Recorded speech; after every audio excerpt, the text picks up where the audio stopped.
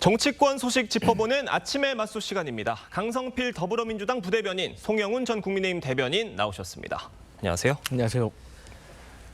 전해드린 대로 김민석 총리 후보자 인사청문회가 자료 제출을 둘러싼 충돌 끝에 파행으로 마무리됐습니다. 영상으로 보겠습니다.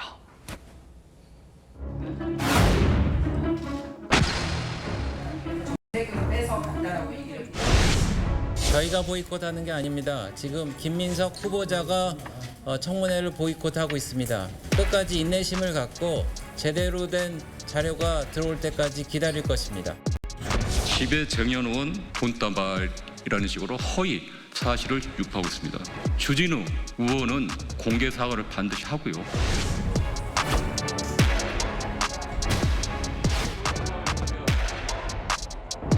돈을 가지고 장롱에 쌓아놓은 것처럼 어떤 분들은 제2의 눈두렁시계라고 표현할 수 있는 것을 프레임을 만들어서 이런 방식은 과거에 봤던 정치검사들의 조작에 해당하는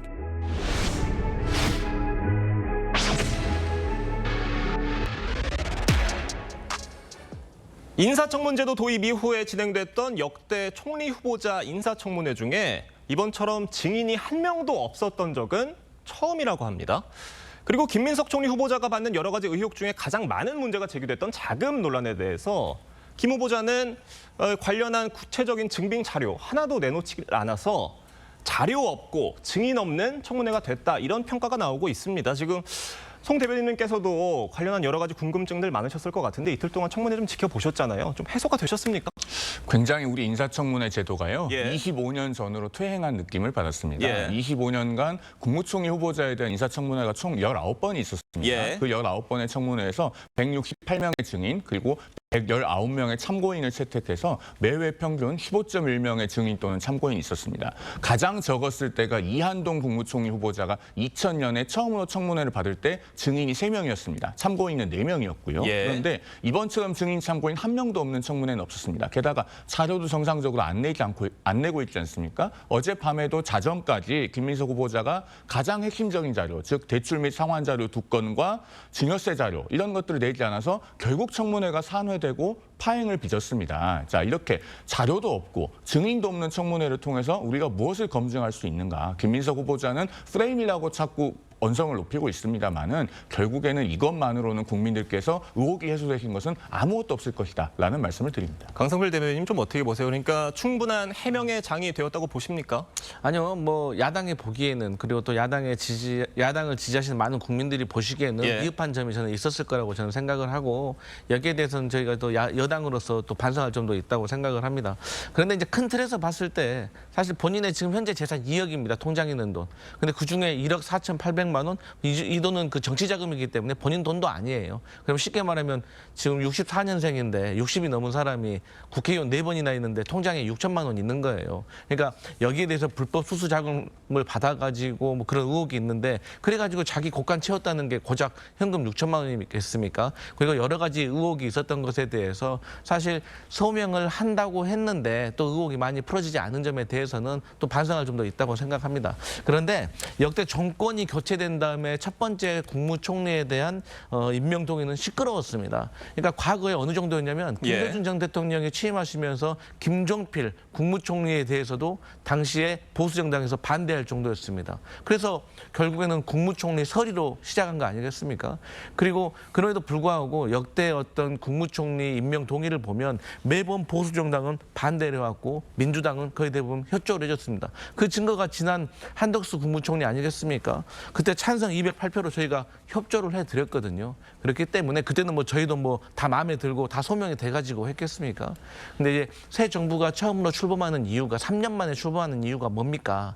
국민의힘이 배출한 윤석열 전 대통령이 파면당해서 그런 거 아니겠어요? 그래서 주가가 폭락하고 환율이 폭등하고 여러 가지로 경제 상황이 안 좋은 상황에서 출발했기 때문에 국무총리를 빨리 제청해가지고 장관 인선도 해야 되니까 이번만큼은 국민의힘도 어떤 계엄에 관련된 책임진다는 차원에서 좀 협조를 해주십사 하는 바람이 있습니다. 근데 팩트는 좀 바로잡고 가야 될 것 예. 같은데요. 노무현 정부 때 고건 첫 국무총리, 그리고 문재인 정부 때 첫 국무총리였던 이낙연 총리, 이런 경우는 비교적 스무스하게 인준이 됐습니다. 국민의힘에서도 당시에 전신인 정당들도 다 찬성을 해드렸다는 점 말씀드립니다. 알겠습니다.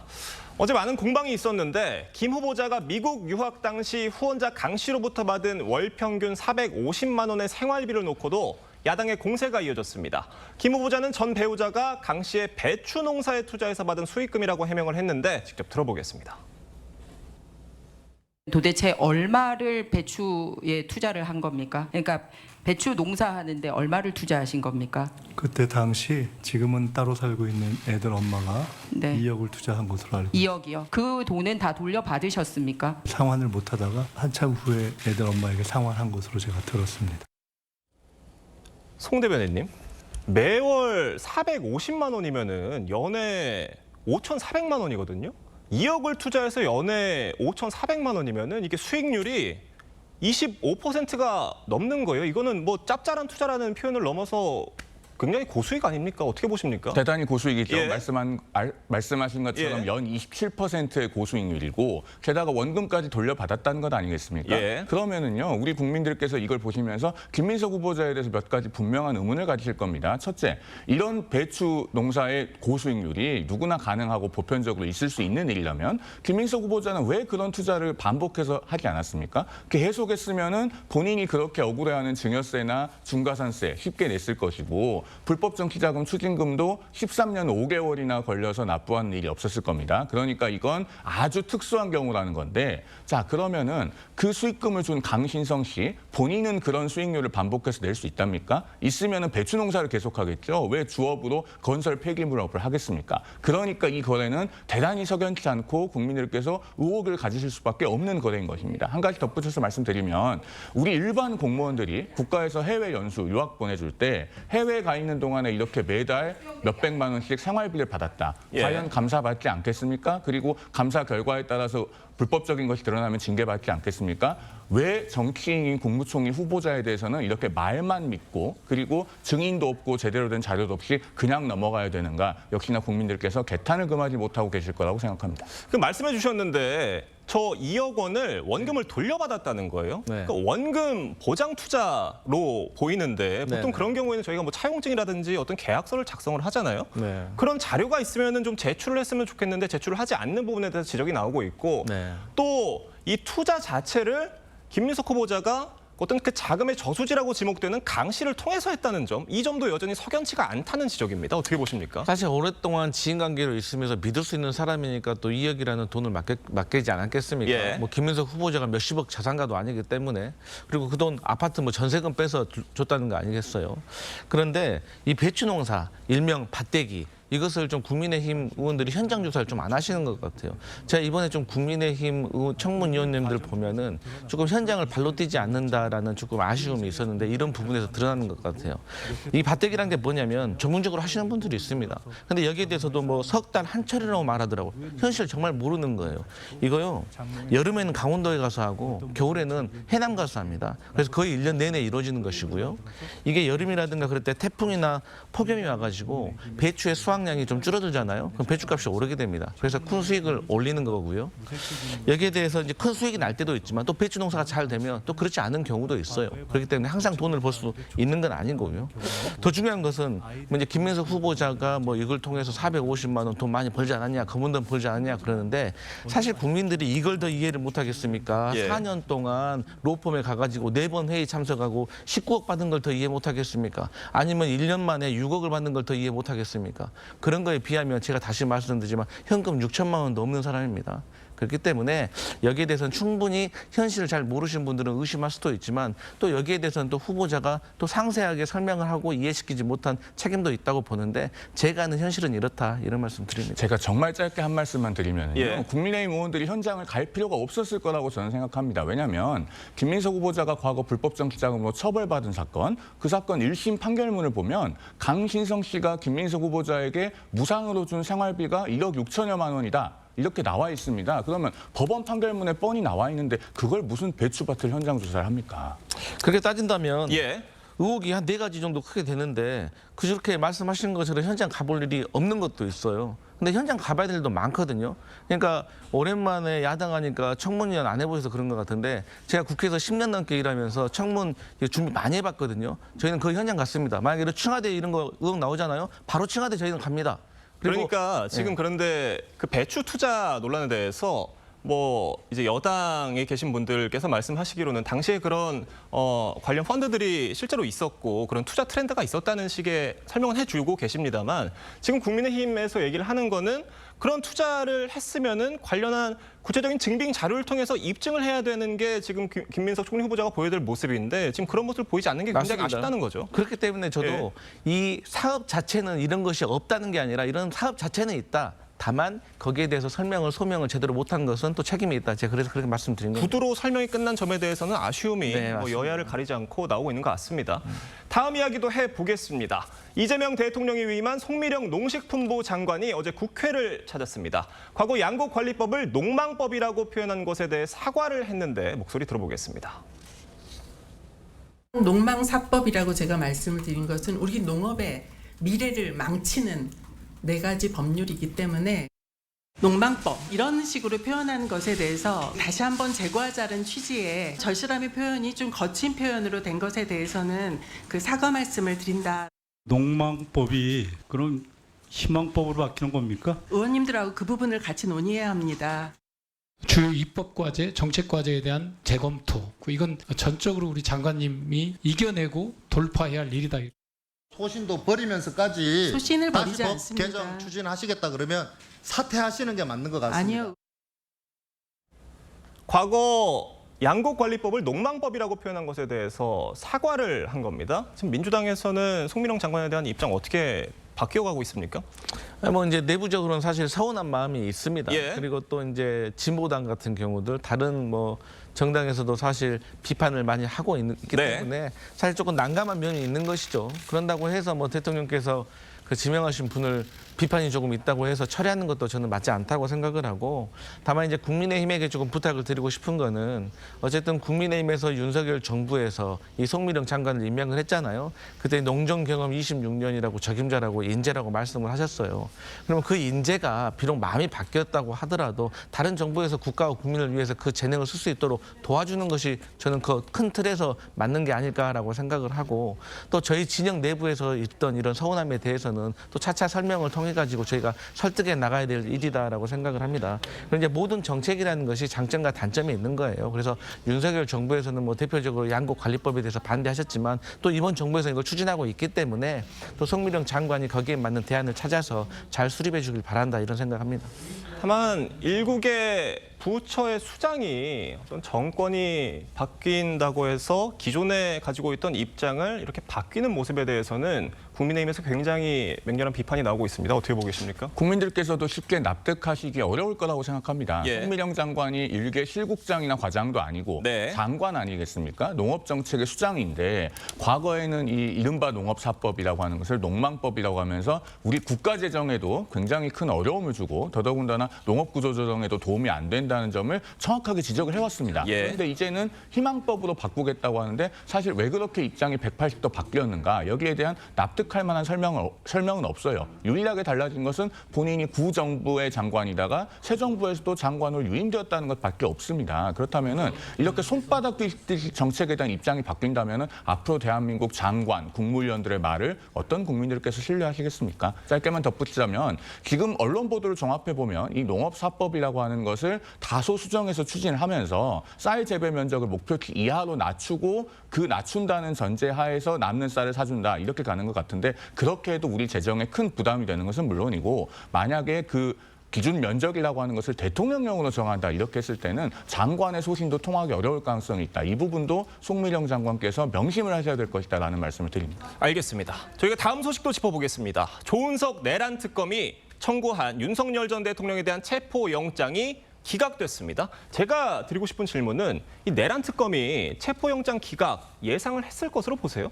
체포영장이 기각되든 혹은 영장이 나오든 예. 관계없이 윤 전 대통령에 대한 수사의 속도를 높이고 예. 명백한 타겟이라는 것을 보여주겠다는 의도가 있었던 것이 아닌가 보여져요. 그런데 저는 이런 방식이 적절한지에 대해서 개인적으로는 조금 의문이 있습니다. 왜냐하면은 수사라고 하는 것은 어쨌든 사건을 따라가야지 사람을 쫓는 것이 되면 그 목적에 대해서 오해를 받기가 쉽습니다. 물론 12월 3일 비상계엄의 동기, 실행 과정, 그 이후에 있었던 일들, 여러 가지 전말에 대해서 밝혀지지 않은 부분이 있다면 그것은 밝혀야 되고 밝혀진 결과 법적으로 책임을 져야 될 일이 있다면 그 정점에 있는 것은 당연히 윤석열 전 대통령일 것입니다. 그런데 본격적인 수사도 시작하기 전에 신병 확보를 위한 체포영장부터 먼저 청구를 했다는 것은 일부의 국민들께서는 이 수사의 목적에 대해서 오해를 하기에 충분한 부분이라는 생각이 들어요. 그래서 체포영장 기각이 됐고 또 윤 전 대통령에 대한 별도의 출석 통보를 했고 그리고 본인은 변호인을 통해서 출석하겠다는 입장을 밝히고 있는 상황에서는 특검이 본연의 목적으로 돌아가서 사건 자체를 좇는 자세를 보여야 되지 않겠는가라는 말씀을 드립니다. 네. 특검은 곧바로 윤 전 대통령 측에 모레인 28일 출석을 통지를 했고 윤 전 대통령 측도 당당히 응하겠다 이렇게 얘기를 했습니다. 윤 전 대통령이 특검 자체를 위헌이라고 반발을 하면서 이렇게 반발하던 상황에서 일단 출석에 응하겠다라는 답을 이끌어낸 점은 어떤 내란 특검의 뭐 성과라는 평가도 나오고 있는 것 같아요. 뭐 이제 성과라고 보기에는 아직 미미하고요. 사실 윤석열 전 대통령 같은 경우도 그러니까 말을 하실 때 좀 깊이 생각을 하셨으면 좋겠어요. 그냥 출석에 응한다고 하면 되시지 뭐 당당히 응한다고 하시는데 당당한 일입니까? 지금까지 벌어진 일만 하더라도. 그리고 이제 경찰, 검찰, 공수처까지 지금까지 다 불법이라고 다 거부해 오셨잖아요. 그러니까 유일하게 이 내란과 관련돼 가지고 수사 한 번도 받지 않으신 분이 윤석열 전 대통령이에요. 그런데 본인 말처럼 불법이면 특검도 그냥 안 받아야지 뭐 불법인데 왜 당당하게 갑니까? 그리고 그런 말을 할 때마다 많은 국민들이 어떻게 생각을 하시겠어요. 지금 윤석열 전 대통령이 수사받고 조사받는 게 불법이라고 생각하시는 분이 몇 분이나 계시겠습니까? 그렇기 때문에 저는 이제 윤석열 전 대통령께서 이제는 수사 기간에 이제 특별검사팀까지 이제 출범했기 때문에 소상하게 성실하게 그 조사를 받으시고 거기에 따른 절차에 응하시면 된다 이런 말씀 드립니다. 네, 김용현 전 장관 얘기도 좀 해보려고 하는데 김용현 전 장관에 대한 추가 구속영장은 발부가 됐습니다. 이 구속기한 만료를 불과 3시간가량 앞둔 상태에서 구속이 연장된 셈인데 앞서 김 전 장관이 법원의 보석 결정 거부와 재판 기피 신청 등으로 버티게 들어갔다는 평가가 있었는데 이번 법원 결정 좀 어떻게 평가하세요? 김용현 전 장관의 자업자득이죠. 예. 그러니까 한마디로 말씀드리면은 증거인멸의 우려를 넘어서 김용현 전 장관 측은 증거인멸의 의지를 그동안에 드러내왔다. 이렇게 평가할 수 있습니다. 왜냐하면 우리가 이제 1심에서는 형사소송법상 최대 구속기간이 6개월 아니겠습니까? 그런데 사건이 방대하면은 6개월 내에 1심을 마치지 못하고 구속 상태의 피고인을 풀어주면서 그냥 풀어주면 사건 관계인이나 증인 등과의 접촉을 제한할 수가 없으니 주거 제한이라든가 사건 관계인이나 증인과의 접촉 금지, 통신 금지 이런 각종의 조건을 붙여서 조건부 보석 결정을 하는 예가 흔합니다. 그런데 김용현 전 장관은 그 조건부 보석 결정에 대해서 즉시 항고를 하면서 불복하고 본인은 만기가 되면 아무 조건 없이 출소하겠다는 그런 입장을 밝히지 않았습니까? 당연히 그러면은 새로운 구속영장에 대한 발부 여부를 심리하는 재판부도 이 피고인, 이 피의자는 증거인멸의 우려가 대단히 높다라고 볼 수밖에 없습니다. 그렇기 때문에 제가 앞서 증거인멸의 의지라고 표현을 한 것이고 이것은 김 전 장관의 자업자득이라고 평가하지 않을 도리가 없어 보입니다. 네. 김 전 장관은요, 변호인단을 통해 전달한 옥중 서신에서 많은 분들이 석방을 기대했을 텐데 상원에 보답하지 못해서 송구하다 이런 입장을 밝혔다고 합니다. 김 전 장관이 특검 수사에 협조적인 태도 보일 것으로 보세요? 뭐 김용현 전 장관이 특검 수사에 뭐 협조적인 태도를 보일지는 저는 사실 개인적으로 잘 모르겠지만 수사에 협조를 하지 않는다고 하면 뭐 결국에는 기소해가지고 재판 가고 재판에 임하게 되면 특검팀에서 객관적인 증거로서 그 유죄를 증명하는 절차가 남아 있는 것이겠죠. 그런데 이제 제가 법률인이 아니면서도 보지만.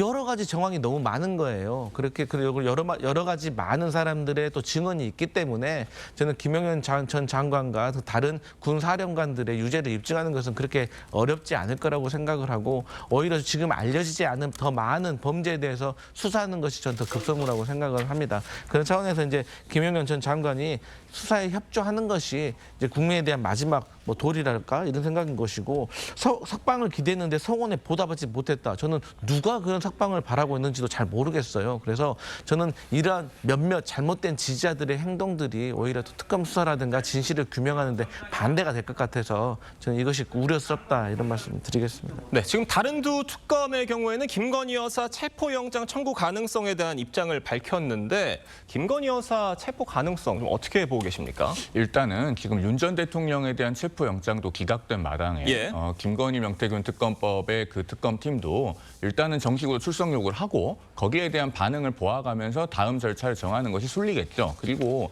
김 여사도 지금 국민들께서 많은 의문을 갖고 있지 않습니까? 그 의문이라고 하는 것은 제가 말씀드린 것은 절차적인 부분에 대한 거예요. 그러니까 대통령 배우자 신분일 때는 제3의 장소에 조사를 받고 전직 대통령 배우자 신분이 되고 난 다음에는 내가 대선에 영향을 미칠 수 있으니 대선 끝나고 조사를 받겠다고 하고 막상 또 출석 통보가 있으니까 그 시점에는 공교롭게도 병원에 입원한 상태라는 것입니다. 그렇기 때문에 조사를 회피하는 것이 아니냐라고 하는 의문이 있는 상태이니 이런 것을 특검 조사에 응함으로써 국민적인 절차에 대한 의문만큼은 좀 해소해 줄 필요가 있겠다라는 말씀을 드립니다. 알겠습니다. 오늘 두 분 말씀은 여기까지 듣겠습니다. 감사합니다.